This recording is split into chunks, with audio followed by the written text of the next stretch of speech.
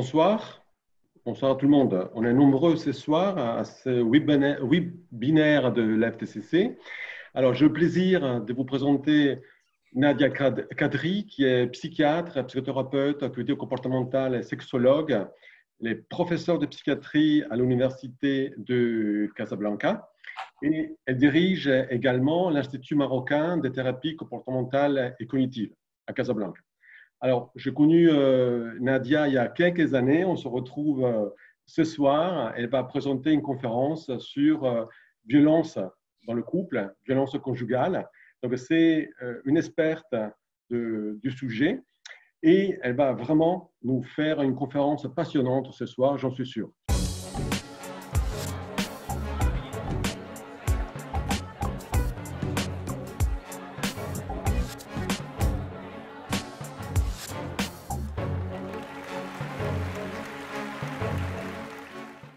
Je passe la parole à Nadia pour son intervention. Merci Marion.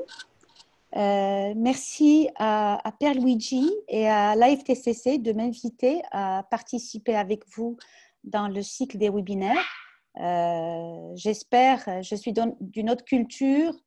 Je suis au Maroc, à Casablanca, où il fait un très beau temps aujourd'hui. Aujourd'hui, même si on est encore confinés. Donc, je vais démarrer ma conférence sur les violences conjugales. Et il faudrait que je sache, voilà. Et donc, comme vous savez, il y a beaucoup d'études qui ont exploré le bonheur de l'être humain et tous les travaux sont unanimes sur le fait que le bonheur d'un être humain est fortement lié à sa satisfaction dans le couple.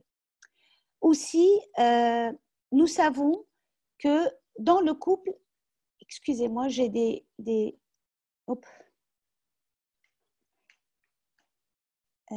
juste comment enlever les... Désolée. Non.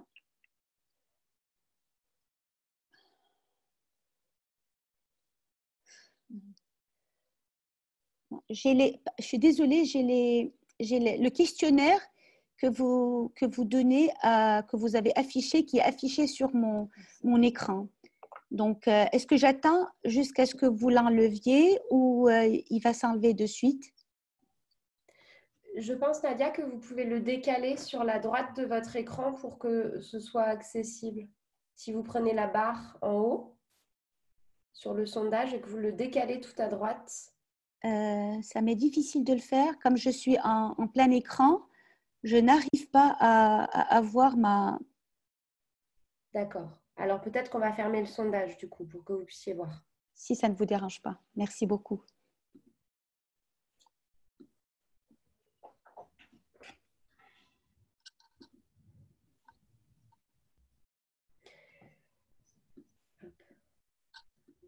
Alors, si vous répondez au questionnaire, Nadia, il va partir. Ou si vous cliquez pour l'effacer, le questionnaire partira. Ma difficulté, c'est que comme je suis en plein écran, je vais devoir enlever le plein écran pour pouvoir avoir la main. Je vais le faire. Voilà. Et là, donc...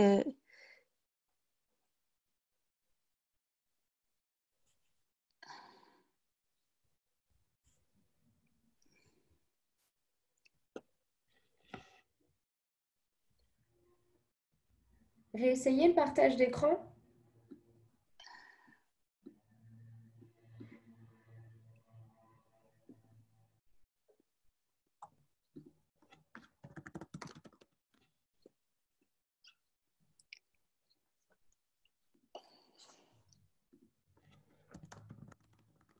C'est bon.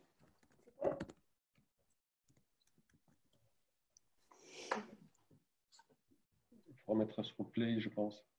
Alors, play, à droite.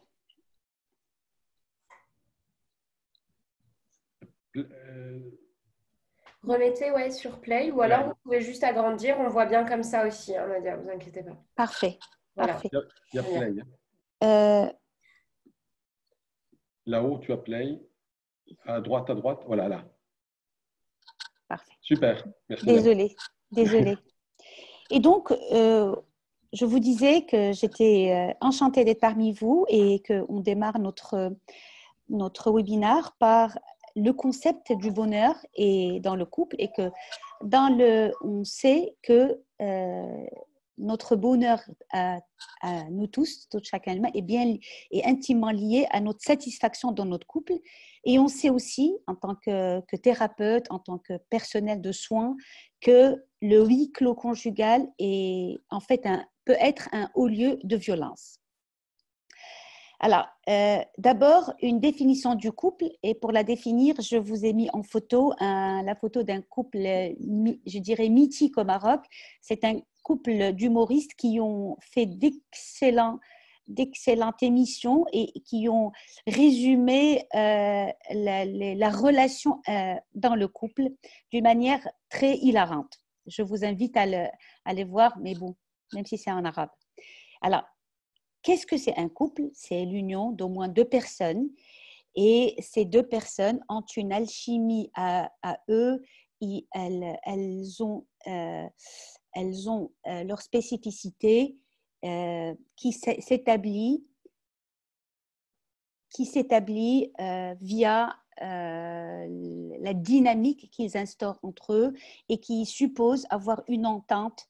Je suis désolée, je suis en train de galérer avec d'autres problèmes techniques.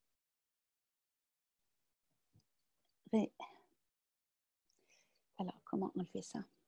Parce que là, c'est difficile.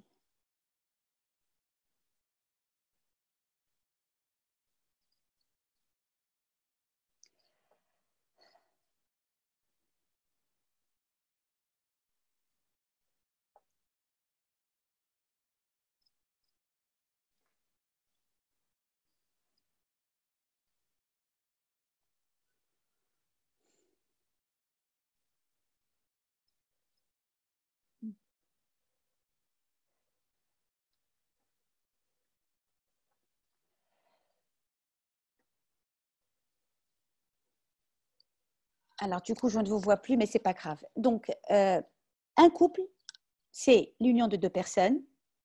Dans vos contrées, très souvent recherchées, mais dans nos contrées, ça peut être non choisi, parce que c'est la famille qui choisit.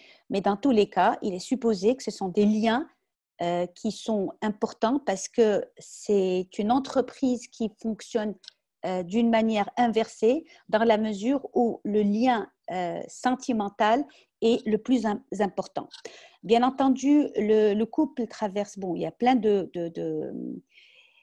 dynamiques. Le concept est complexe, il y a beaucoup de mutations socioculturelles, mais partout où on va, nous allons nous retrouver avec des constantes qui sont une charge émotionnelle très importante, la construction d'un noyau familial, et ce couple va avoir aussi des significations et des enjeux sociaux importants. Par exemple, dans la culture arabo-musulmane, il est essentiel qu'un couple s'annonce. Et ce qu'on appelle la walima, c'est qu'il doit dire que on est formé dans un couple. Et vous savez que dans nos contrées, le seul noyau reconnu d'un couple, c'est le mariage. En dehors de ça, comme vous savez que le couple a une dynamique spécifique qui est le lien entre deux personnes avec leur attente, leur intimité, leur type d'attachement, leur type de lien. Et même cette dynamique, quand elle se crée, elle ne reste pas statique, elle évolue en fonction du temps et de l'âge du couple. Alors, il y a en 2019, j'avais écrit un livre sur le couple et intitulé « Comment le construire, comment le préserver ». Les choses les plus importantes pour un couple, bien entendu, c'est qu'il est basé sur beaucoup de secteurs, je dirais. Est-ce que c'est un couple qui est basé sur l'amour? Est-ce que c'est un couple qui est basé sur la raison? Et la question qui se pose, qu'on sait que quand un couple est basé uniquement sur l'amour, cet amour, comme il est construit, comme il vient au début, finit par se tarir. Et très souvent, vous vous retrouvez avec des couples qui vous disent « je veux couper, parce que je ne t'aime plus. Donc, l'amour n'est pas suffisant comme ingrédient de construction de couple, mais qu'il y a d'autres facteurs qui sont, en l'occurrence, la raison pour laquelle on est ensemble. Et à travers l'histoire, on voit beaucoup de couples qui se construisent pour des raisons d'alliance, pour des raisons de stabilité politique, de stabilité inter-peuple et ainsi de suite. Ce couple aussi a besoin d'une entente, a besoin d'une harmonie. Et cette entente, cette harmonie ne viennent pas d'une manière spontanée. Nous sommes deux êtres différents, de génétiques différentes, de biologie différentes, deux attentes différentes et bien entendu, chacun de nous va mettre de son côté pour arriver à cette harmonie qui est une des bases essentielles du bonheur conjugal. Bien entendu, la sexualité est essentielle. Il y a des couples, bien entendu, qui construisent leur base sur autre chose, mais très souvent, cette sexualité est spécifique et elle nous renvoie à nos liens intimes avec les objets d'amour primaire que nous avons et qui est essentiel. Et bien entendu, chacun de nous draine le modèle de couple parental qu'il a et très souvent, on se positionne par rapport à ce couple pour être soit pro, soit contre, pour construire le nôtre. Dans un couple aussi, il y a des choses du quotidien, la répartition des tâches. Et nous savons, pas uniquement dans les pays arabo-musulmans, mais partout dans le monde, que la répartition des tâches est une répartition qui est inégalitaire, c'est mon côté féministe, dans la mesure où la femme est en même temps mère, en même temps celle qui pense à la popote, celle qui va faire marcher le foyer d'une manière importante. Et on sait que c'est une charge mentale importante et une des explications de la prévalence double de la dépression et des troubles anxieux chez la femme est cette répartition des tâches ou la double tâche comme l'OMS le cite. Bien entendu que rentre en jeu aussi la gestion financière. Est-ce que c'est un couple qui est basé sur une gestion commune avec une poche commune où chacun va tirer de son côté pour que l'autre paye plus, ce qui se retrouve. Je sais que vous déjà quand vous vous basez quand vous commencez dans le couple, vous pouvez faire soit une gestion financière à part d'une manière légale ou avoir un partage du patrimoine.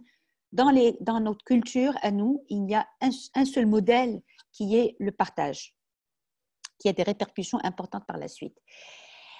Bien entendu, alors, peut-être plus chez nous que chez vous, la place de la grande famille, c'est-à-dire quand on se met en couple, chez nous, c'est quand on se marie avec quelqu'un, on se marie avec sa famille et la place du couple est importante et il y a énormément d'anecdotes, beaucoup de choses qui vont se dire entre la relation entre la belle-fille et la belle-mère.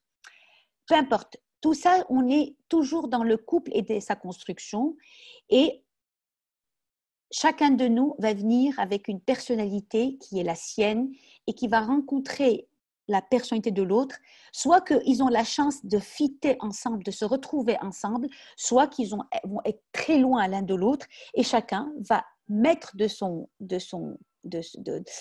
côté pour pouvoir accepter des différences qui au début ne paraissaient pas, même si elles sont là, ne paraissaient pas très, très difficiles, par la suite, au fil du temps, peuvent être handicapantes.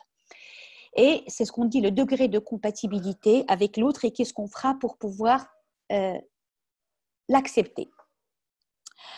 Alors, on sait qu'il y a pratiquement dans nos consultations 25% des dépressions qui vont survenir dans le contexte d'un conflit de couple.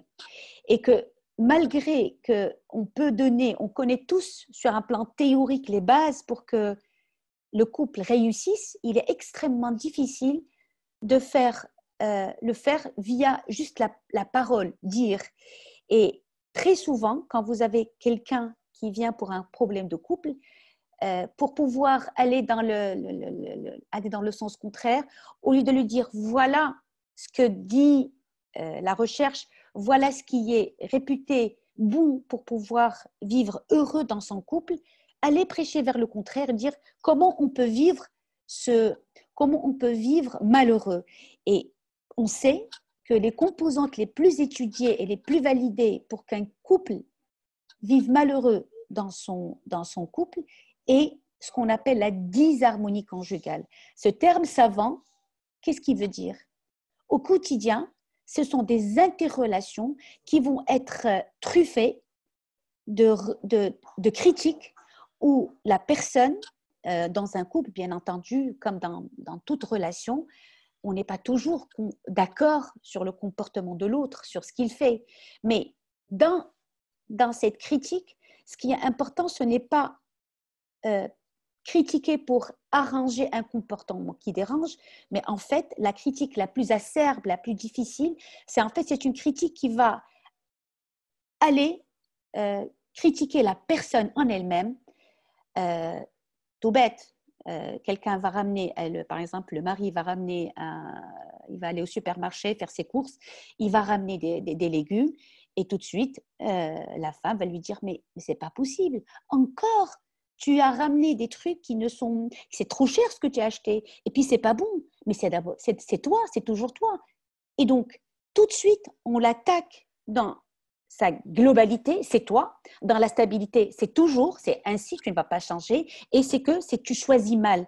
Et donc, c'est une critique qui est extrêmement dure à supporter par l'autre.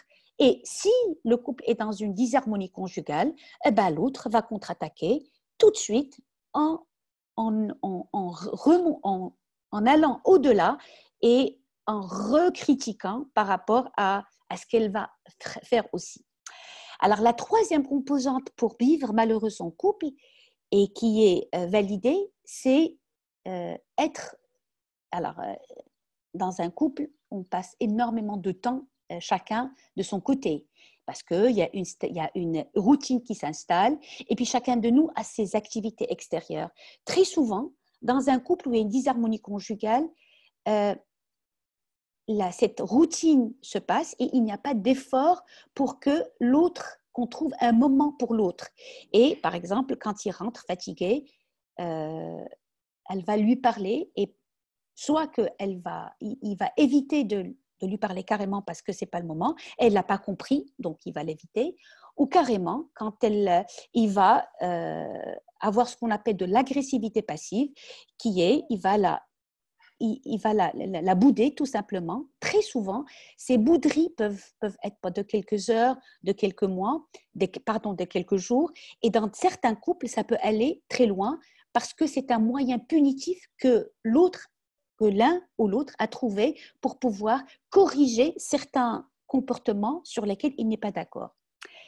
Le top des composantes qui peuvent rendre malheureux, c'est le mépris de l'autre. Le mépris, soit un mépris exprimé ou par la mimique, par des paroles, par des gestes et ainsi de suite, soit un mépris du non-dit. Et donc, ces 4 composantes, on sait qu'elles sont facteurs de disharmonie conjugale que nous voyons le plus fréquemment dans nos consultations. Mais là encore, nous ne sommes pas dans la violence conjugale. C'est toujours une disharmonie sur laquelle on peut travailler. Mais alors, qu'est-ce que c'est la violence conjugale? La violence conjugale est un peu plus, c'est une violence qui va être exercée par l'un des conjoints, très souvent c'est l'homme, au sein du couple et qui va s'inscrire dans un rapport de domination qui va la distinguer des disputes conjugales qu'on vient de nommer. Ce qui est important, c'est que dans la disharmonie, dans les disputes, ce sont 2 personnes qui se considèrent égales et qui sont l'une face de l'autre. Elles ne se comprennent pas, mais elles sont égales. Dans la violence conjugale, le conflit n'est pas un conflit qui est dans une relation en face à face, mais en fait, c'est une violence qui va être déclenchée par l'auteur, par n'importe quel prétexte. Et le but n'est pas d'arranger un conflit, mais c'est de vérifier et de réaffirmer sa domination par rapport à la victime. Et donc, tout de suite, dans le couple, il y aura instauration d'un rapport hiérarchique de domination qui va progressivement être installé Sinon, on verra qu'est-ce qu'il y aura de suite. Et donc, il y aura la domination et la peur. Et dans la perception de l'auteur, la victime n'aura aucun droit à l'expression. Parce que si elle s'exprime, c'est qu'elle conteste sa domination. Et donc, alors que la personne refuse de mettre cette personne sur un même pied d'égalité. Donc, si on arrive à la définition de la violence conjugale, elle est très vaste, elle va englober tout ce qu'on peut voir. Ça peut être des violences verbales, des intimidations psychologiques, des violences physiques, des violences sexuelles, des menaces, des pressions, une privation ou des contraintes qui peuvent causer chez la victime soit des dommages psychologiques, physiques, des isolements ou aller jusqu'à la mort. Et vous savez que les associations des droits de l'homme, des associations féministes ont sonné la sonnette d'alarme dernièrement à cause de la pandémie et l'isolement social, où il y a eu énormément, une explosion de violences conjugales. Alors cette violence, quand on va la définir en tant que violence conjugale, on ne parle pas de la violence situationnelle, mais on parle d'un processus qui est systématique et évolutif. On peut le qualifier de terrorisme conjugal. Et on sait que, selon l'OMS, la violence conjugale est un problème de santé publique qui va toucher le tiers des femmes dans le monde. Et on sait que c'est un facteur de risque majeur pour la santé des femmes qui sont âgées de 19 à 44 ans, c'est-à-dire ce sont des femmes qui sont en âge de procréation, ce sont des femmes qui sont en âge d'activité et supposées profiter de leur vie au maximum. Alors, les différentes formes de violence conjugale, beaucoup d'auteurs les ont distinguées, mais elles sont très souvent enchevêtrées. Alors, commençons par les violences psychologiques. Celles qui sont les plus insidieuses, elles sont permanentes, elles sont très souvent asymétriques où l'agresseur estime que son comportement est justifié parce qu'elle n'a pas fait comme il voulait, parce qu'elle n'a pas dressé la table comme il voulait, parce qu'elle n'a pas été entre amis, elle n'a pas parlé comme il l'estimait, parce qu'elle mérite ce qui lui arrive. Ça peut être des jalousies, c'est-à-dire qu'il doit absolument contrôler ce qu'elle fait. Il va l'appeler 10 000 fois, elle ne peut pas parler à quelqu'un d'autre, il va contrôler ses déplacements, elle doit lui dire exactement ce qu'elle fait à tout moment. Alors, assez souvent, elles peuvent être des violences psychologiques isolées ou si la victime ne comprend pas qu'il est sérieux et qu'il faut vraiment qu'elle soit sous sa houppe, elle va être aggravée par des violences physiques. Et donc, on est dans une stratégie globale d'emprise, d'isolement et de déstabilisation de la victime. Au pire, il va la rompre de son réseau amical, de son réseau familial, professionnel, et ainsi de suite. Je suis désolée, je parle d'auteur en tant qu'homme et de victime en tant que femme. C'est parce que toutes les études ont montré qu'il y a pratiquement 90% de violences conjugales qui sont commises par des hommes. Et que il y a certaines auteurs femmes, mais le plus souvent, c'est des auteurs hommes. Le deuxième type de violence, ce sont les violences verbales qui sont destinées à contrôler, à déstabiliser, à humilier, détruire la conjointe. C'est des reproches continus, c'est des critiques, des humiliations.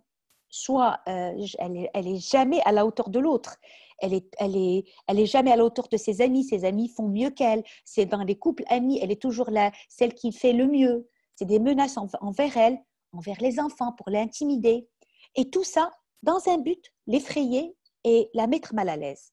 Ça peut être des cris, des tons brusques, des silences qui vont annoncer la tempête, des insultes, des interruptions de l'autre quand elle s'exprime, des reproches à l'autre. Donc, vous voyez que c'est limite par rapport à la disharmonie, mais là, on n'est pas égal à égal. Les violences physiques, malheureusement, ce sont les plus repérables parce qu'on les voit sur le corps des victimes. et elles peuvent mettre en danger l'intégrité physique ou la santé corporelle de la femme. Elle peut aller jusqu'à l'homicide. Mais on sait qu'elles ne sont jamais isolées, elles sont accompagnées d'injures, de menaces, de pressions, de négations de la personne, de la victime en tant que personne, et elles peuvent aller de la simple bousculade jusqu'à l'homicide. Les pincements, les gifles, les coups de poing, les coups de pied, les tentatives de strangulation, les morsures, les brûlures, les bras tordus, les agressions avec une arme à feu blanche ou une arme à feu, les séquestrations. Et puis, les violences sexuelles, très souvent, c'est celles qui sont les moins exprimées parce qu'elles sont tabous. La personne est gênée. Mais quand on les cherche, on les trouve souvent. Ben, ça peut être d'un large spectre, allant de l'obligation à avoir un rapport sexuel avec la personne contre son consentement, jusqu'au harcèlement, l'exploitation et le viol conjugal. Alors, le viol conjugal au Maroc n'existe pas. Il y a eu énormément d'avancées par rapport aux droits de la femme, mais on dit que l'homme, alors, ce n'est pas la religion, mais c'est quelque chose de plus lourd. Ce sont la culture qui dit qu'une femme qui se refuse à son mari, elle est maudite par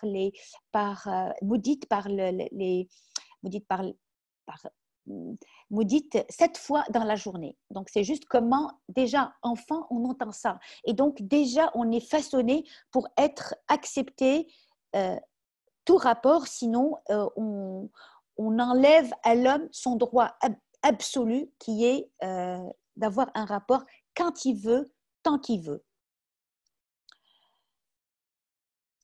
Alors, les autres formes de violence conjugale, ce sont les violences économiques. Elles sont très fréquentes, les violences économiques.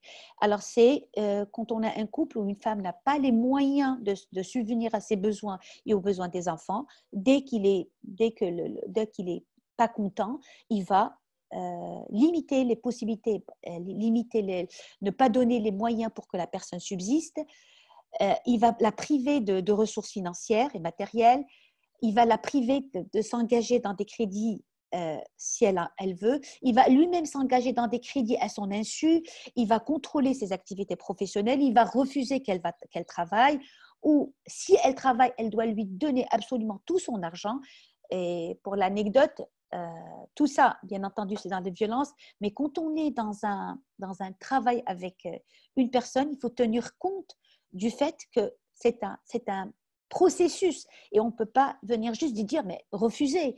L'anecdote, c'est une personne qui s'est plainte à son psy que son conjoint lui prend tout son argent et le conseil le plus simple, c'est mais il faut refuser. Quelque temps après, la personne est venue reconsulter et il lui dit alors comment ça s'est passé? Ben oui, j'ai fait ce que vous me disiez et finalité, il m'a répudiée. Et donc, il faut tenir compte. On est en train de citer les choses d'une manière très, très facile, très basique, mais bien entendu, tout ça rentre dans un cadre, dans un processus qu'il faut savoir respecter et aller progressivement pour pouvoir aider la personne à s'en sortir. Alors, une autre violence importante, ce sont les violences administratives, à type de confiscation de documents. Et on va confisquer un document pour que la personne ne puisse pas bouger, ne puisse pas conduire, ne puisse pas voyager, confiscation de son passeport, des passeports des enfants. Et il y a énormément de drames qui sont médiatisés dans ce sens. Dans les formes de violence conjugale, il est important de parler des enfants parce que très souvent, l'auteur de violence trouve le moyen de violenter sa femme, peut le trouver via la violence sur les enfants. Et donc, les enfants vont être un enjeu dans la relation. On va les réveiller, on va taper leur mère devant leurs yeux, on va l'humilier. Et cette violence envers les enfants va se manifester. Bon, ils ont une mère et qu'une seule. Et donc, cette mère va être humiliée, elle va perdre sa position qui va affecter son autorité. Il va lui enlever son autorité chaque fois que cet enfant cette mère va dicter à un enfant certaines choses, elle n'a plus de place et donc elle est devenue insignifiante par rapport à l'enfant. Et puis cet enfant qui va devoir s'adapter à voir sa maman maltraitée. Et on sait que les enfants qui sont témoins de maltraitance de la mère vont eux-mêmes être maltraitants par rapport à leur conjointe, ou subir, si c'est une fille, va subir elle-même la maltraitance. C'est dans tout ce qui est victimologie. Alors, d'autres types de violences qui sont importantes, ce sont les violences sur objets ou animaux. Alors, il va s'acharner sur ses photos de souvenirs, il va s'acharner sur si elle a un chien, si elle a un chat qu'elle aime, il va s'acharner pour pouvoir lui faire mal. Il va torturer un animal, il va détruire des choses à valeur affective pour elle, uniquement pour lui faire mal. Et puis, très souvent, dans les cadres de violence typiques, il est décrit un cycle de violence conjugale qui passe par plusieurs phases. Alors, très souvent, la victime vous le décrit d'une manière très simple. Elle vous dit, l'ambiance est électrique. L'ambiance est électrique, je ne le sens pas. Je sens qu'il y a quelque chose qui va se passer. Et donc, elle est sur ses gardes et elle essaye de voir comment elle va s'en sortir. Et la personne, l'auteur, rôde autour. Et donc, au moindre geste qu'il va estimer pas conforme à ce qu'il attend, il y aura l'explosion, l'épisode de violence. Et là, cette violence, la personne va vous dire, je ne me contrôle pas, c'est une violence extrême, une colère extrême. Il va perdre le contrôle de lui-même, mais en fait, il perd le contrôle de lui-même pour prendre le contrôle de la situation. C'est important de connaître ce cycle parce qu'il est la cible d'un travail par la suite si la personne est consentante pour venir consulter, pour gérer ces violences incontrôlées. Puis par la suite, quand il aura explosé, il y aura il va se calmer et là, il y aura une minimisation de la violence. Mais c'est pas grave, je suis désolée, j'ai perdu le contrôle. Mais en fait, c'est parce que tu m'as mise hors de moi. Tu sais que je n'aime pas que tu fasses ça. Et tout de suite, elle est dans cette manipulation et en fait, il se donne le droit de la violenter parce qu'elle n'était pas conforme à ce qu'il dit. Et donc, ils vont rentrer dans une lune de miel et cette lune de miel va durer un certain temps.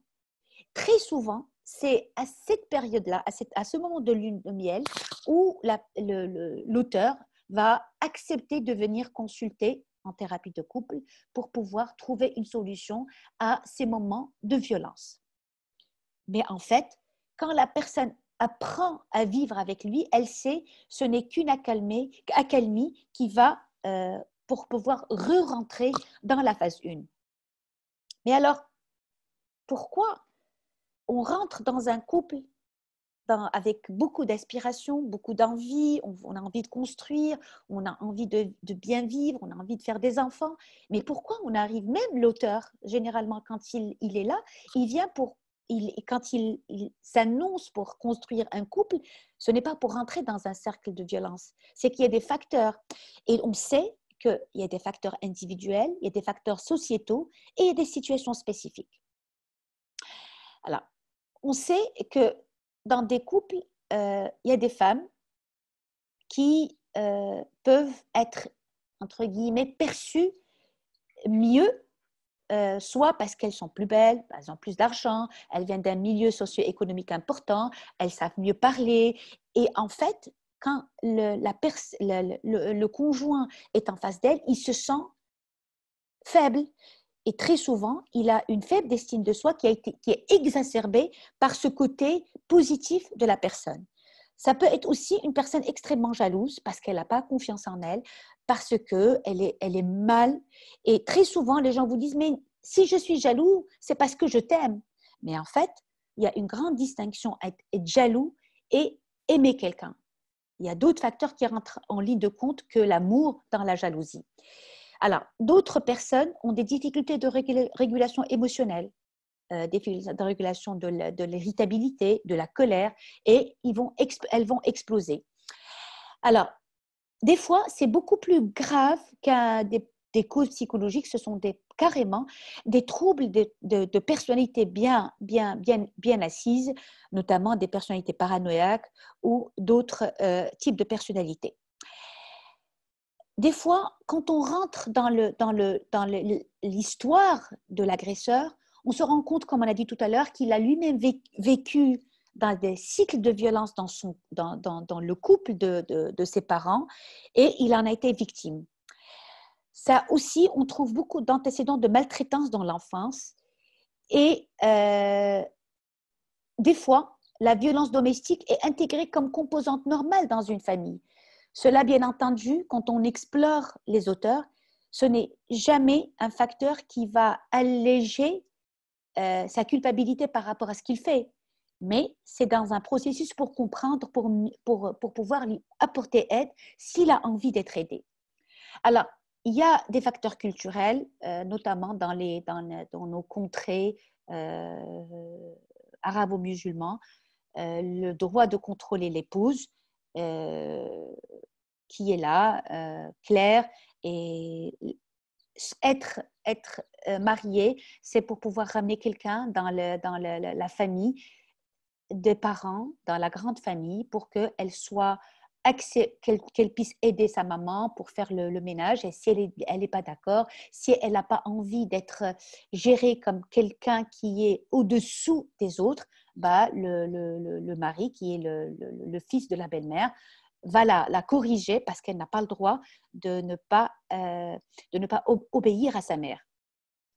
Alors, on a dit qu'il y a beaucoup d'études qui ont montré que les filles qui sont témoins de violences domestiques dans leur famille étaient plus susceptibles d'être victimes elles-mêmes.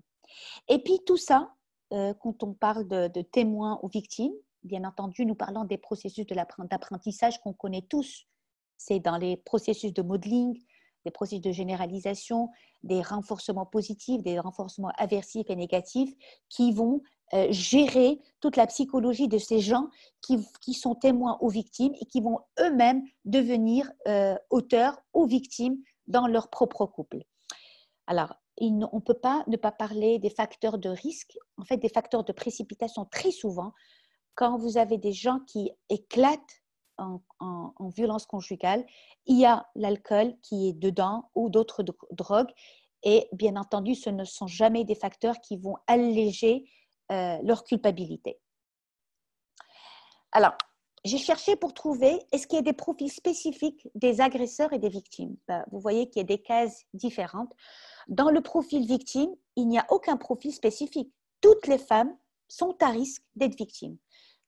À elles d'accepter ou de refuser, mais toutes les femmes, qu'elles soient instruites dans tous les pays du monde, elles sont à risque de devenir victimes si elles ne catchent pas le processus et si elles rentrent dans le processus de violence. Par contre, dans les profils d'agresseurs, très souvent, on a un dominateur commun qui est la dominance homme-femme. Alors, avec des profils, soit on trouve un sujet qui est très immature, mais qui reste dans la normalité, ou la dominance masculine est claire dans sa tête et il s'autorise. Cela, je pense que c'est les plus faciles à contrôler, soit qu'ils ont une femme qui est capable de mettre le holà, sinon, on rentre dans le cycle. Alors, le second profil est le profil qui est le plus vu par rapport aux auteurs des violences. Ce sont des sujets qui sont très souvent égocentrés, qui présentent de multiples problématiques psychologiques, notamment des difficultés à exprimer leurs émotions, la difficulté d'autocritique, et qui explosent parce que cette femme a osé ne pas asseoir la dominance homme-femme. Alors, troisième profil est un profil beaucoup plus, je dirais, assis dans la pathologie. Ce sont des profils qui ont des dimensions paranoïaques et mégalomaniaques, qui ont des difficultés majeures pour vivre leur vie de manière autonome, tant la pression est présente dans le relationnel au quotidien, et donc la violence s'inscrit dans la conflictualité quotidienne. C'est comme ça qu'ils gèrent leurs conflits. Et très souvent, ils ont tendance à minimiser leurs gestes, à se trouver des causes externes, notamment tenant leur conjointe pour responsable. Elle n'est pas à la hauteur, elle n'a pas accepté, elle ne donne pas son argent, elle ne sait pas, c'est pas sa manière de soigner, de donner soin aux enfants, et ainsi de suite. Alors, quand on parle de violence conjugale, bien entendu, c'est pour un but de prévention, parce que les violences conjugales ont des effets majeurs sur la vie mentale, physique, sexuelle des femmes. Et les effets psychologiques les plus importants, c'est l'isolement. Donc, en isolant cette femme, l'homme va faire en sorte qu'elle va être uniquement tournée vers lui parce qu'il a besoin d'elle. Il a besoin qu'elle s'occupe de lui, qu'elle ne pense qu'à lui. Et donc, c'est ça. Elle est à lui. Et bien entendu, une femme elle a une vie, bien sûr, elle est dans sa vie conjugale, mais elle se retrouve esclave dans cette vie de couple. Très souvent, son estime de soi va diminuer, elle va perdre assurance et elle va devenir fragile et vulnérable. Et on sait qu'à court ou à long terme, de graves problèmes de santé vont être perçus, des problèmes mentaux, des problèmes sexuels, et ainsi de suite. Et sur elle, une femme ne vit pas uniquement pour elle, elle vit pour elle-même, pour son travail, pour ses collaborateurs, pour ses enfants. Et donc, si elle est diminuée sur tous ces plans, bien entendu, toute la pyramide pourrait se dégrader. Alors, mortalité importante, homicide, suicide. Alors, on sait que le coût payé quand on a des grossesses non désirées, qui sont faites dans des relations de ce genre. Il y a eu plein d'avortements, les avortements provoqués. La dimension dépressive, état de stress post-traumatique sont très importants. On sait que, tout à l'heure, on a dit que 25% des dépressions surviennent dans un conflit conjugal. Là, nous sommes dans la violence conjugale. Tous les chiffres sont vus à la hausse dans ce cadre-là. Alors, tous, nous vivons en tant que frères, en tant que sœurs, en tant qu'amis, en tant que médecins, en tant que psychiatres, nous vivons avec des femmes victimes de violences conjugales. Et tous, nous voyons qu'il y a des femmes qui viennent, elles sont chargées, elles sont décidées pour arrêter, et puis au bout de quelques temps, elles finissent par, même si elles ont porté plainte, retirer leur plainte et continuer. Et donc, c'est quelque chose d'extrêmement perturbant.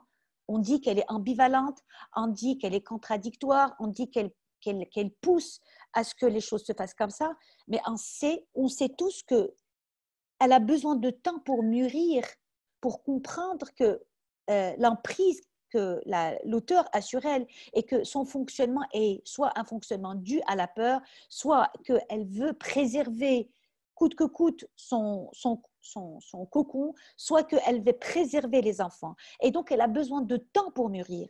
Et il est important de savoir que tous, en tant que proches de ces femmes, on peut leur apporter soutien, d'abord en attendant qu'elles comprennent ou que nous comprenions le mécanisme de la rupture définitive.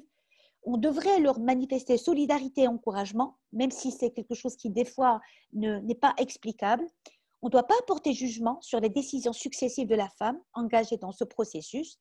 Et dans le cadre d'une procédure judiciaire, le témoignage de l'entourage peut être décisif pour la prise en compte des violences par rapport dans le processus qui pourrait être engagé, qui est, comme on sait tous, un parcours du combattant. Parce que cette femme qui est victime va devoir prendre conscience de la violence au bout de quelques mois, quelques années. Elle doit prendre la décision de réagir. Elle doit rentrer dans un parcours de dénonciation, dans un parcours judiciaire, dans des dispositions civiles et pénales que vous connaissez et que les femmes, quand elles rentrent, elles se rendent compte que c'est extrêmement compliqué. Et puis, celles qui sont démunies vont aussi être face à un parcours économico-social qui est difficile à mettre en place. elle doit aussi revoir son parcours familial parce que l'auteur des violences n'est que le père des enfants et que même si elle se sépare de lui, les enfants ne pourront pas se séparer de lui et les enfants vont avoir d'autres problématiques qui sont importantes. Comment être au milieu de ses parents qui peuvent se déchirer et comment gérer tout ça. Alors, et le parcours de séparation, dans le réel, devra changer de lieu de travail, de lieu de vie, elle doit prendre en charge des enfants, est-ce qu'elle est capable de les gérer toute seule, comment faire pour qu'elle puisse se connecter avec son violenteur pour pouvoir gérer des enfants, comment elle peut mettre à distance sa colère, sa peur pour pouvoir garder un semblant de cohésion par rapport aux enfants. Donc, c'est vraiment un parcours du combattant et toute personne qui est dans le sillage de ces femmes le connaissent parfaitement. Alors, au Maroc, rapidement, jusqu'à récemment, jusqu'à 2018, nous n'avions pas une loi sur les violences qui était importante. Là, en 2018, il y a eu cette loi qui est sortie au bulletin officiel. Elle a encore énormément je dirais, de faiblesses, mais elle est là déjà. Et vous savez que dans tout parcours, même par rapport à la perception de l'auteur, quand on a des lois qui sont régies, on peut commencer déjà à prendre de la distance. Alors, je pense que j'ai encore 15 minutes pour parler de la prise en charge psychologique et psychiatrique et les TCC dans ce parcours. Et en tant que thérapeute cognitivo-comportementaliste, en tant que médecin, on peut accompagner des couples dans ce parcours à tout moment des étapes de la procédure, dans la prise en charge de la victime elle-même, à part, de ses enfants, en apportant soutien, en prodiguant des résolutions de problèmes et en prenant en charge les offenseurs. Donc, les prises en charge sont multiples et elles doivent être adaptées à chacun. Alors, rapidement, on sait que le Covid a fait éclater les violences conjugales. Vous êtes un petit peu derrière, mais peut-être que vous vivez encore ce qui se passe. Mais alors, j'en passe. J'en passe pour aller dans les TCC et les violences conjugales. Alors, pour être plus didactique, je vais parler rapidement des disharmonies conjugales et vous saurez pourquoi, et des violences conjugales. Alors, disharmonie conjugale avec violence. Vous savez que quand on travaille en thérapie de couple, notre client ne sont pas les personnes, mais c'est la relation qui se noue entre eux. Et on sait que de nombreux couples ont du mal à résoudre leurs conflits. Et ces difficultés vont affecter d'une manière importante leur fonctionnement et leur satisfaction dans leur relation.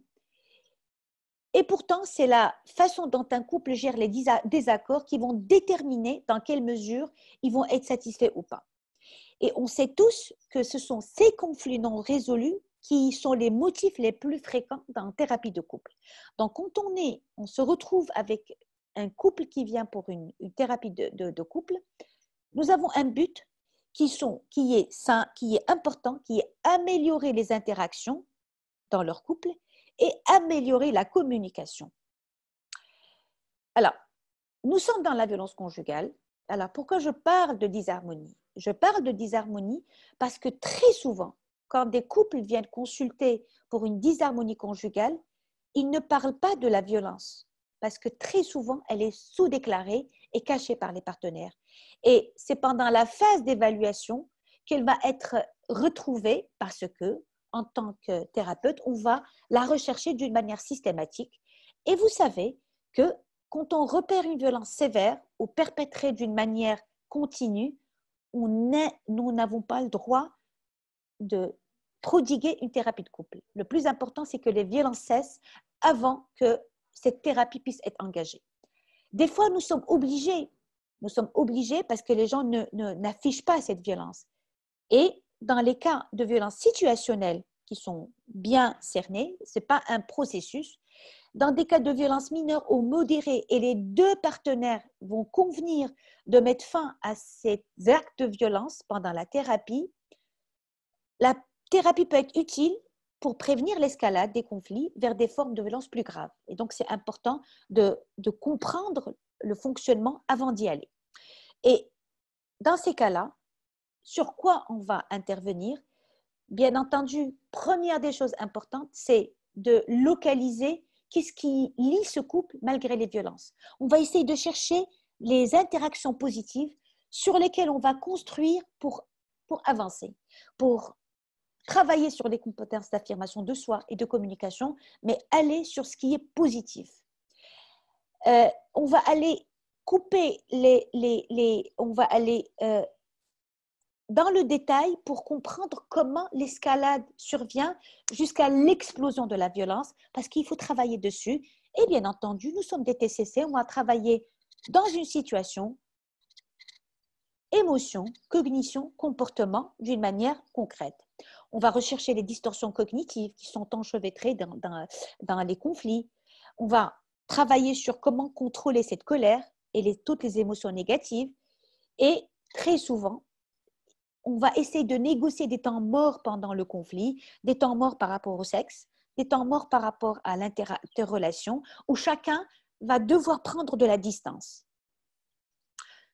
Je ne peux pas ne pas parler de l'établissement de l'Alliance thérapeutique et tous nous connaissons les schémas qui sont sur le côté. Et là, je fais allusion à mon grand ami, le Dr Charlie Kunji, sur ces schémas, puisque dans l'Alliance thérapeutique, quand on travaille dans le couple, il est très important de donner temps de parole à chaque partenaire dans une neutralité et empathie, qui est essentielle. Parce que sinon, on va rentrer dans le triangle infernal, on va rentrer dans l'effet fusible, on va rentrer dans l'effet juge qui sont importants. Donc, très souvent, nous avons besoin d'entraînement, de supervision pour pouvoir contrôler nos regards, contrôler nos gestuels, contrôler notre interaction d'une manière très équitable. Très souvent, nous avons besoin, parce que vous savez, dans une thérapie de couple, nous avons besoin aussi de voir chaque partenaire à part. Et des fois, il va nous donner, l'un ou l'autre vont nous donner des secrets que l'autre ne sait pas. Et donc, comment on va les gérer? Et donc, la première étape est établir les objectifs et les attentes des partenaires pour pouvoir qu'on établisse notre mandat d'une manière très claire. Donc, dans l'évaluation, avant de procéder à la thérapie, on va évaluer les attentes des partenaires essentiels. Très souvent, quand on voit un couple, chacun vient pour une chose. Et on ne peut pas travailler dans la relation si on n'est pas déjà d'accord sur leurs attentes. On va voir, est-ce que déjà, ce couple, on peut lui rendre service ou pas? Donc, leur niveau de fonctionnement. Est-ce que, je ne sais pas comment ça se passe chez vous, mais très souvent chez nous, les gens viennent vous dire, ben, écoutez, vous êtes la dernière carte à jouer, sinon on se sépare. Non. Quel est le niveau de fonctionnement? Est-ce qu'il y a des choses à rattraper? Parce qu'on ne va pas faire perdre du temps, de l'argent à un couple qui est en attente, mais d'une manière objective, qu'est-ce qu'on fait? On va rechercher la motivation à rester ensemble. Pourquoi ils veulent rester ensemble? Et pourquoi ils veulent s'engager dans le processus thérapeutique? Quel type d'assistance on va leur apporter? À partir de tout ça, on va bien entendu donner l'objectif principal de l'évaluation et de formuler la conceptualisation du cas d'une manière systématisée comme un bon thérapeute TCC. Le niveau d'engagement est très important dans la relation pour voir la pertinence de la thérapie. Sinon, on va leur proposer un autre plan d'action. Soit qu'il y a l'un qui a besoin plus d'une thérapie individuelle. Et on peut suggérer pour qu'un premier pas avant de démarrer la thérapie de couple, que chacun prenne un temps pour lui. Et s'ils sont toujours prêts à revenir, on les reprendra. Et puis, l'évaluation dynamique tout au long cours de la séance. Vous savez que quand on voit un couple au début, on ne sait jamais, c'est-à-dire qu'on voit les bribes, mais c'est à fur et à mesure qu'on les voit qu'on peut voir plus de détails, affiner la compréhension d'une manière plus précise et faire ressortir les choses d'une manière plus précise. Et très souvent, on va détecter, il y a un qui va se présenter en tant qu'auteur, ou qui est, mais au fur et à mesure, on verra que c'est l'autre qui je dirais, qui l'enflamme. Et donc, aussi travailler sur cet aspect. Bien entendu, les croyances personnelles sont essentielles. Si une femme accepte qu'elle est en position subalterne parce que c'est comme ça qu'elle a été construite dans sa tête, dans sa perception, je ne peux pas lui dire, mais non, vous êtes égale. Je ne peux pas. Donc, je dois tenir compte des croyances personnelles, des croyances sociales et culturelles et suivre d'une manière spécifique la dynamique à travers le temps. Et bien entendu, rechercher les facteurs extérieurs au couple qui sont très fréquents. Ce sont des facteurs qui peuvent être quelqu'un qui est extrêmement mal dans son travail, lui proposer des techniques de gestion de son stress professionnel, une belle-mère qui est quasi présente et qui dérange le couple, et ainsi de suite. Donc, le rôle des facteurs externes est important. Et là, je ne vais pas détailler, malheureusement, on n'a pas le temps. Et donc, ce sont le développement des techniques de communication, des techniques de résolution spécifiques de problèmes spécifiques au couple. Comment on résout un conflit, comment on restructure une restructuration cognitive, comment on va améliorer et identifier l'expression des émotions, comment la personne va sentir la mousse monter pour pouvoir la gérer, comment elle va améliorer l'expression de sa affectivité, de sa sensualité, qui sont importantes, quel fonctionnement sexuel ils ont, pourquoi cette femme va se refuser. Elle va se refuser très souvent parce que toute la journée, elle n'a jamais eu un moment d'affection, et le soir, au lit, elle est demandée. Et donc, comment fonctionne un homme et comment fonctionne une femme, comment une femme a besoin de sa bulle pour pouvoir rentrer dans un contexte de sensualité, comment un homme fonctionne et comment on va développer l'acceptation et la tolérance des différences et des incompatibilités, ce qu'on dit d'une manière très pragmatique, les compromis qui sont essentiels dans une vie de couple. Quels sont les challenges d'un thérapeute? D'abord, la théorie est très exhaustive, elle est importante. Mais comment partir de la théorie à la pratique? C'est tout le défi. Bien entendu, on ne peut démarrer à faire des TCC de couple que si on est en maîtrise et en expérience, c'est-à-dire un savoir-faire qui est important, en maîtrisant et apprenant à travailler sur les personnalités et c'est leurs troubles, les interactions, à travailler sur les sentiments, les cognitions, les comportements des deux parties, à travailler dans la dynamique qui lie les autres. Et puis, nous cantonner à notre rôle de thérapeute qui va être très délicat parce qu'on est dans l'intimité et en même temps, on nous demande, il est hyper important d'avoir une distance professionnelle qui est, c'est tout le jeu d'être dans l'intimité et avoir cette distance professionnelle qui est prélude, qui est importante pour qu'on puisse ne pas dresser des anticorps de l'un ou de l'autre.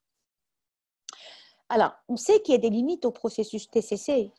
D'abord, il faut que les deux partenaires soient partants.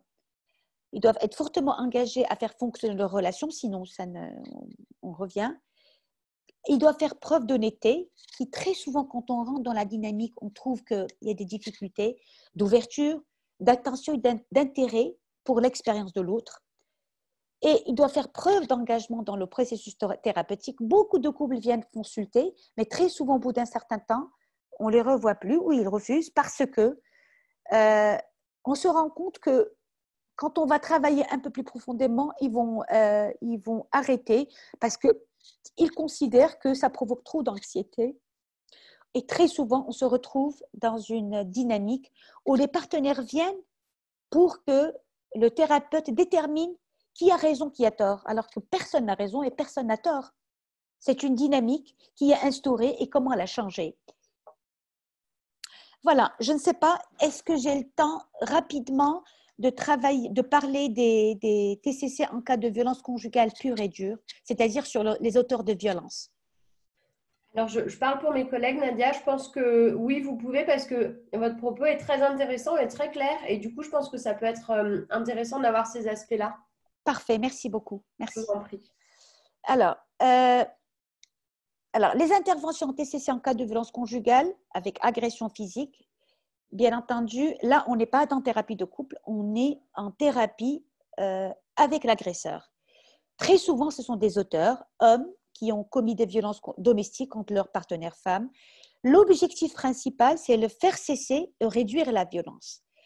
Et là, il y a des programmes et des interventions TCC qui sont très variables. Et leur but, c'est de réduire les violences répétées par le changement de comportement et des attitudes à l'égard des victimes de violences. Et là, la composante émotionnelle est importante. Est-ce qu'on va se retrouver avec de la jalousie ou de l'empathie? On va se retrouver avec énormément de choses. Et sur le schéma, je pense que tout le monde comprend ce que je veux dire, c'est que le but, c'est que quelqu'un qui fait des violences extrêmes, c'est quelqu'un qui très souvent est dans une situation, il sent la mousse monter et tout de suite il explose. Et donc, la composante cognitive, il la court-circuite. Et tout le travail, c'est de travailler dans des situations où il va ressentir l'émotion, la faire transiter par la voie longue via le cortex préfrontal, via bien sûr la restructuration cognitive, et ça va permettre de faire diminuer cette émotion négative et puis par la suite avoir une réponse qui n'est pas explosive, la réponse colère explosive. Donc, c'est un travail, bon, je fais beaucoup de résumés parce que je n'ai pas le temps, mais donc là, c'est surtout pour travailler sur les émotions explosives pour pouvoir les calmer, les atténuer. Alors, comment on va arriver à faire arrêter ou cesser les violences? Et donc, bien entendu, sur le schéma que je vous ai mis sur le côté, en fait, on doit travailler sur tout l'être humain. Il a des prédispositions génétiques, il peut avoir une vulnérabilité biologique, comme on l'a dit tout à l'heure, il peut avoir une histoire qui est grugée de violence. Il doit avoir un modeling qui incite à la violence. Et nous sommes dans une situation activatrice. Et là, les schémas qui lui sont spécifiques, inadaptés, vont le faire marcher avec les biais cognitifs et la violence va se manifester. Donc, tous ces programmes TCC vont travailler sur ce qu'on a dit sur le côté et l'objectif, c'est d'interrompre la chaîne d'événements menant à la violence physique. Et ce qui est important aussi quand on travaille dans ces spécificités, c'est que très souvent, associer la victime n'est pas très loin. C'est-à-dire qu'elle est contactée. Et donc, elle peut signaler d'autres violences. C'est-à-dire qu'on a un feedback qui est au fur et à mesure pour pouvoir apporter ce qu'il faut apporter dans la prise en charge. Et très souvent, dans l'hypothèse dans ces programmes TCC, c'est que la violence est un comportement appris. Et dans ce cas-là, on va travailler pour reconstruire d'autres autoroutes de la non-violence qui vont être apprises progressivement. Et bien entendu, la TCC va favoriser et sensibiliser aux alternatives de violence.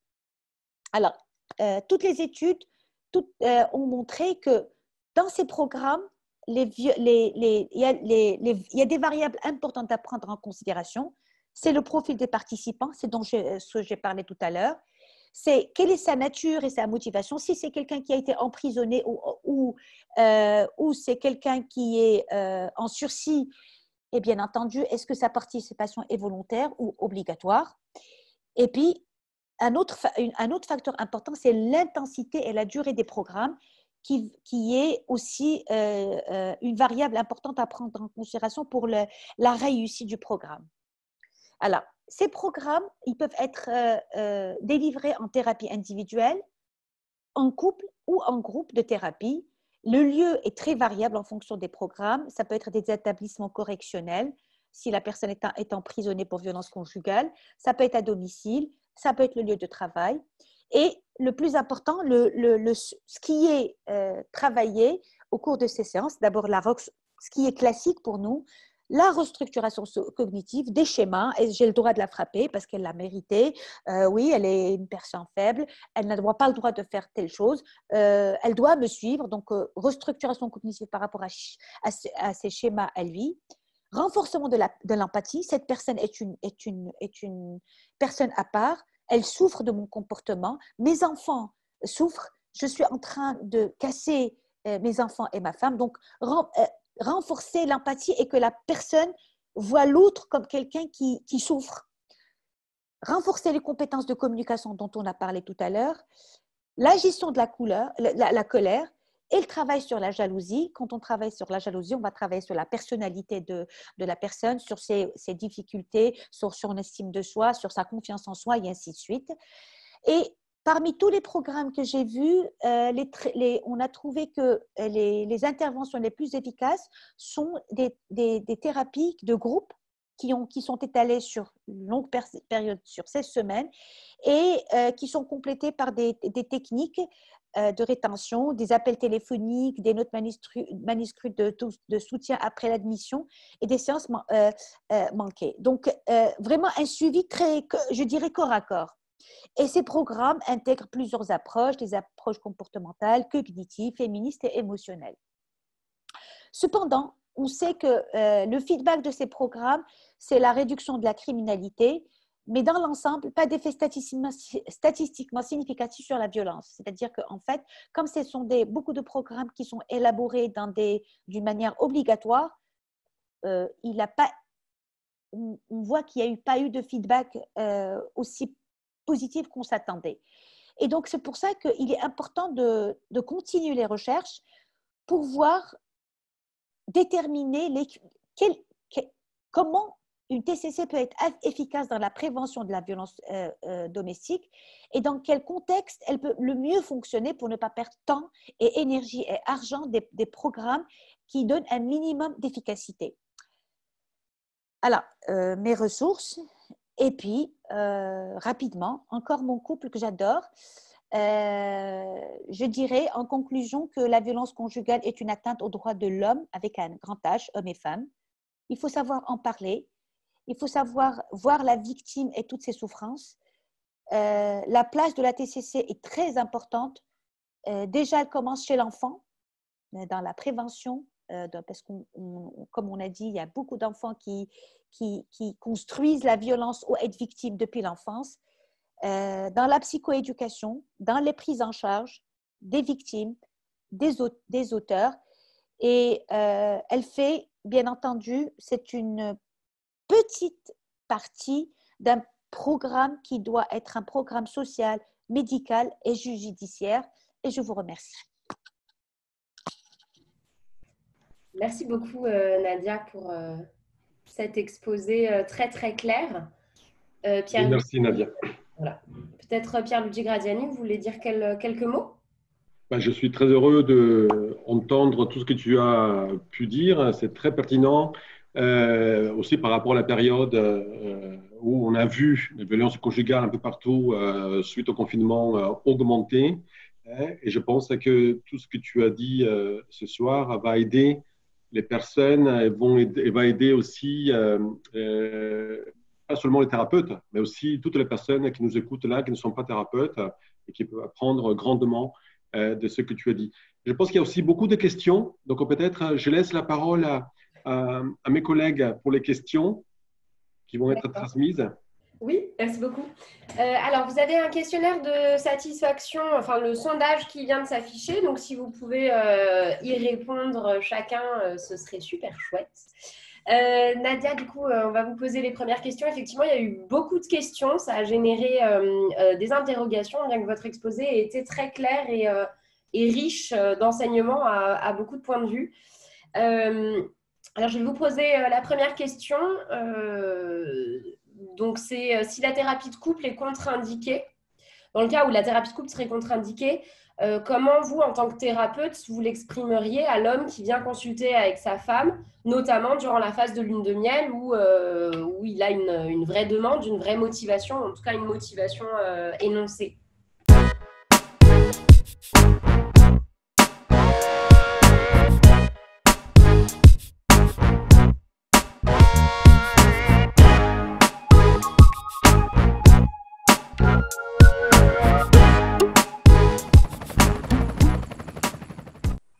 Alors, je récapitule la question. S'il vient en lune de miel, bah, je vais travailler avec lui. Je vais, selon l'historique de leur couple, tracer le fait que c'est répétitif, que c'est dans un cercle et que s'il a envie, c'est dans un cycle de violence où très spécifiquement, ils sont en lune de miel. Et est-ce qu'aujourd'hui, il est prêt à ce que travailler sur sa violence? Et je vais le croire et je vais travailler avec lui pour voir. D'accord. Et dans le cas, du coup, ce serait contre-indiqué. Comment est-ce que vous l'exprimeriez, du coup, à cet homme qui est venu? Bah, écoutez, moi, je pense que la meilleure manière de l'exprimer, c'est de manière claire, que tant qu'il y a violence, nous n'avons pas le droit de travailler. Parce que, est-ce que nous avons, si vous avez envie de travailler sur votre couple pour l'améliorer, il faut faire cesser la violence. Si vous êtes apte à faire cesser cette violence, on peut travailler. Mais si vous la violentez, on ne pourra pas. Je pense qu'il faut être clair que violenter une personne ne peut pas être corroboré par une thérapie de couple. Cessons la violence et travaillons sur ce qui ne dérange pas, ce qui dérange, d'une manière très spécifique. Merci Et peut-être, si il me dit que c'est plus fort que lui, je vais lui proposer qu'on travaille déjà à part, d'une manière individuelle, ou je l'envoie à un collègue ou un confrère pour travailler sur comment gérer sa violence, comment gérer ses excès de violence. Et une fois géré, on reprend. Mais dans tous les cas, il est clair que lui spécifier que tant qu'il y a violence, c'est pas possible. D'accord, merci beaucoup Nadia. Je laisse la parole à ma collègue pour la question suivante. Oui, alors on a eu 2 questions autour du secret. Donc, la première, c'est que faites-vous du secret non connu par l'autre partenaire? Et la deuxième, c'est pouvez-vous développer la gestion du secret? Par exemple, vécu lors d'une prise de rendez-vous, l'un des partenaires dévoile à demi-mot un adultère non révélé à l'autre partenaire.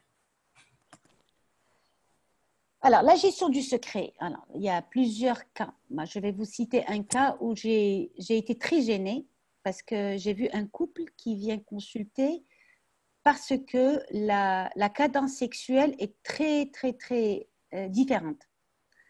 L'homme n'a pas du tout envie de rapport sexuel et il lui dit que c'est comme ça.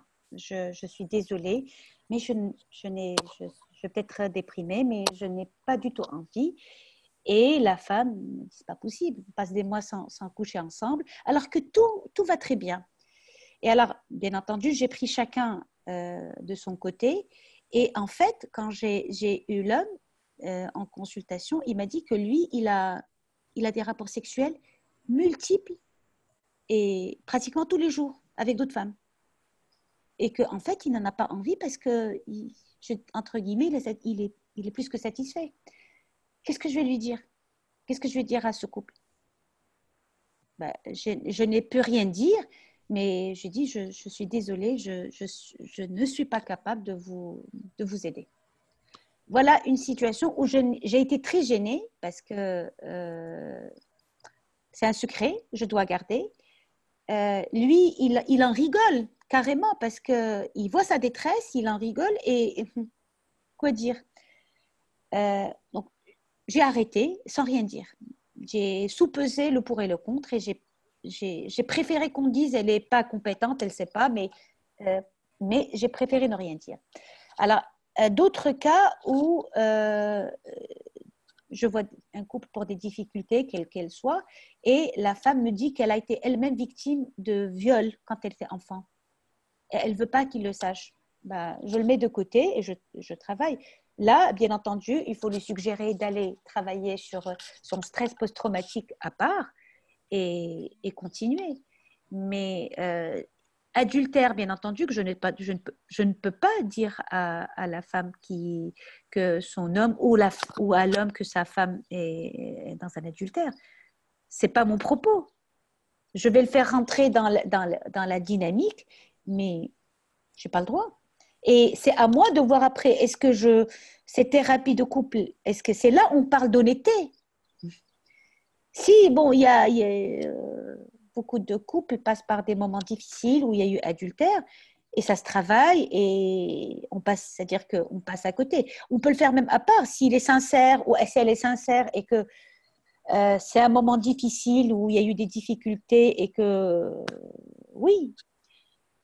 Mais dans tous les cas, je pense qu'il est hyper important. Il y a, nous, en tant que médecins, parler, on sait quand est-ce qu'on a le droit de rompre un secret. C'est quand l'autre est en danger.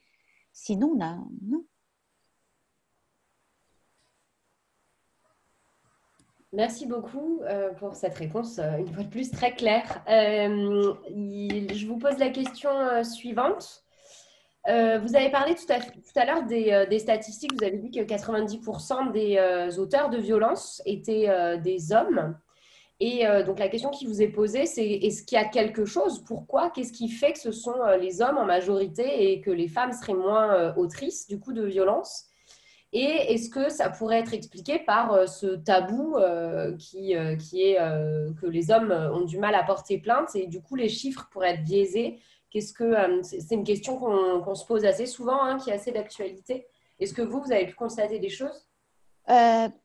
Oui, ça pourrait l'être que l'homme n'ose pas porter plainte, mais la violence à l'encontre des femmes va dans le sens du rapport homme-femme et le genre.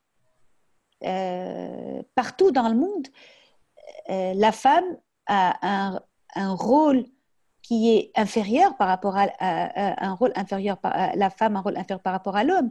D'abord, il y a une dominance physique. Et puis,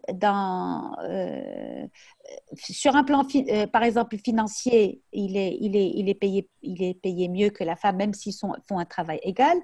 Dans l'esprit des communs des mortels, c'est elle qui fait les tâches. Et le droit, par exemple, le droit d'un homme à prendre 4 femmes dans la religion musulmane va dans ce sens. Et donc, c'est-à-dire notre bagage culturel, notre bagage historique va dans le sens où il y a une suprématie homme-femme. Bien sûr, il y a des hommes qui sont victimes de violences, mais elles sont dans des cas très spécifiques. Ce sont des violences. Moi, personnellement, je n'en vois jamais. Personnellement, j'en vois vraiment jamais. Merci pour cette réponse. On a 3 questions liées à l'action de venir consulter lors de la phase de lune de miel.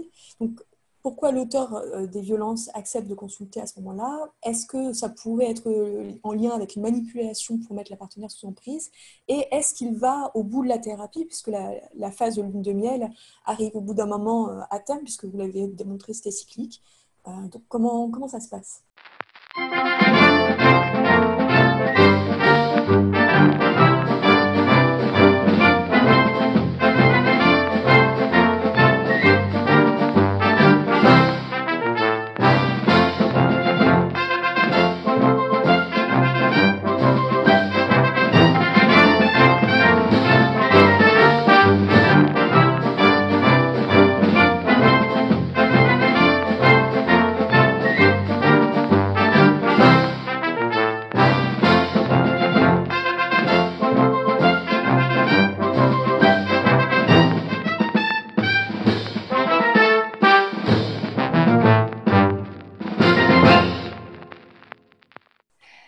Écoutez, bien entendu, très souvent, au fur et à mesure, la femme dit, je ne reprends pas avec toi si tu ne te soignes pas. Parce qu'il lui dit, je suis désolée, j'ai perdu le contrôle, je ne le ferai plus. Mais comme elle a de l'expérience, elle se rend compte que, en fait, ça va reprendre.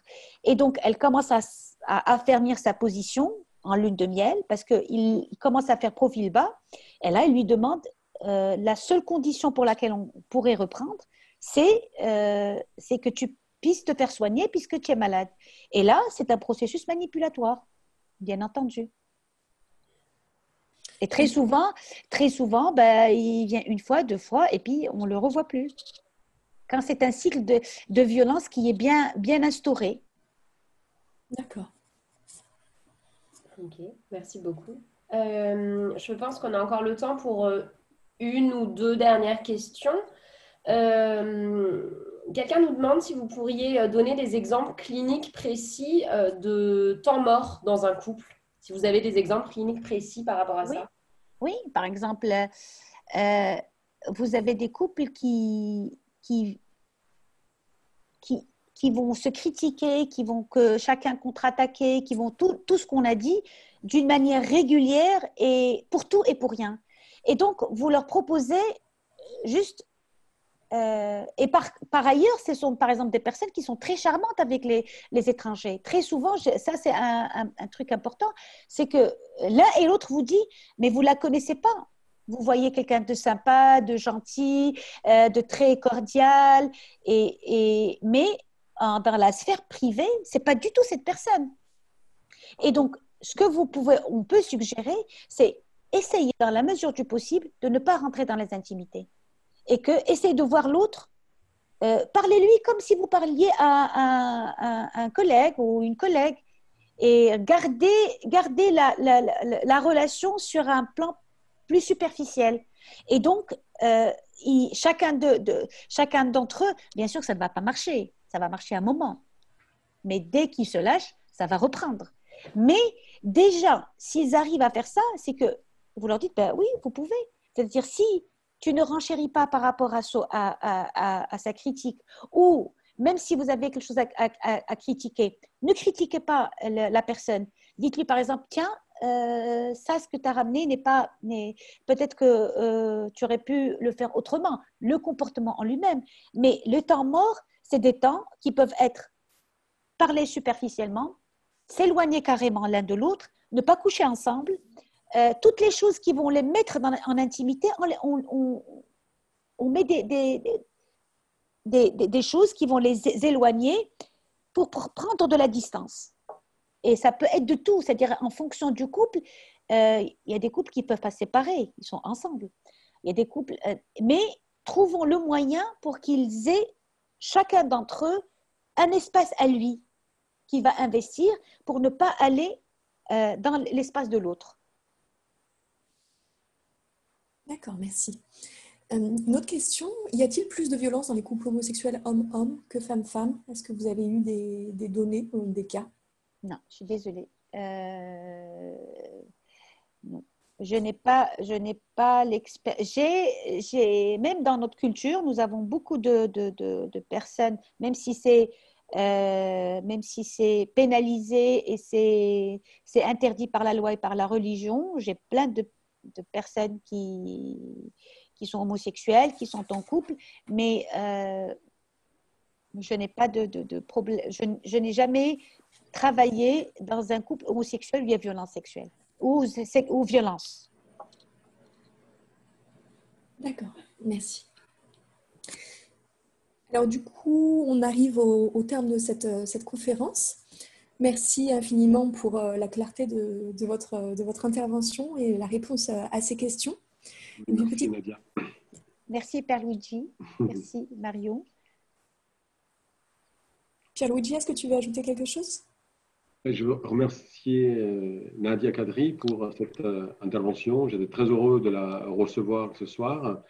J'espère qu'on va se revoir bientôt en France après ce confinement. Et je voulais profiter pour rappeler que samedi prochain, à 11 h, il y a Stéphane Rafal, qui est professeur à Montpellier en psychologie clinique et psychopathologie, qui va nous parler de l'approche causale interventionniste de la schizophrénie. Très bien. Merci beaucoup. Merci. Merci, au plaisir. Merci. Merci beaucoup, Nadia. Au revoir. Au revoir.